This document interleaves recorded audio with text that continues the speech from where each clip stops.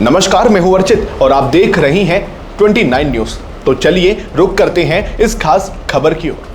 क्या विकास के नाम पर हम अपनी तबाही का सामान खुद तैयार कर रहे हैं? अरावली की पहाड़ियों को लेकर आरएसएस प्रमुख मोहन भागवत ने एक ऐसी बात कही है जिसने पूरी दुनिया के सामने एक बड़ा सवाल खड़ा कर दिया है। भागवत ने कहा कि आज हमारे पास सिर्फ दो ही विकल्प बचे हैं, या तो उजाड़ो या बनाओ। लेकिन क्या इन दो रास्तों के अलावा कोई और रास्ता भी है?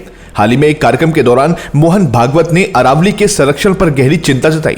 उन्होंने कहा कि आज की दुनिया इसी डिस्ट्रक्शन और कंस्ट्रक्शन यानी विनाश और निर्माण के कॉन्सेप्ट पर चल रही है। हम या तो प्रकृति को पूरी तरह उजाड़ देना चाहते हैं या फिर कृत्रिम तरीके से कुछ नया बनाना चाहते हैं।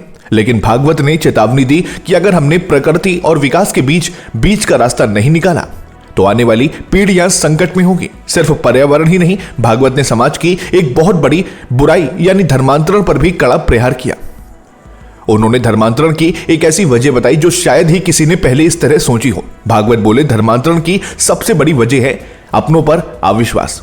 जब समाज के अंदर एक दूसरे पर भरोसा खत्म हो जाता है, जब अपनों से ही सम्मान मिलना बंद हो जाता है, तभी इंसान बाहर का रास्ता तलाशता है और धर्मांतरण जैसी स्थिति पैदा होती है। मोहन भागवत का यह बयान उन लोगों के लिए एक सीधा संदेश है जो समाज को बांटने की कोशिश करते हैं।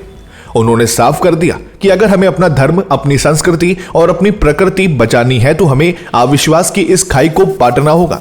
अरावली जैसी पहाड़ियों को बचाना जितना जरूरी है उतना ही जरूरी है समाज के अंदर टूटते भरोसे को वापस जोड़ना। तभी हम एक मजबूत राष्ट्र की नींव रख पाएंगे। दोस्तों, क्या आप मोहन भागवत की इस बात से सहमत हैं कि अपनों की बेरुखी ही धर्मांतरण का कारण बनती है? और क्या अरावली को बचाने के लिए हमें कड़े कानूनों की जरूरत है? अपनी राय हमें नीचे कमेंट बॉक्स में साझा करें।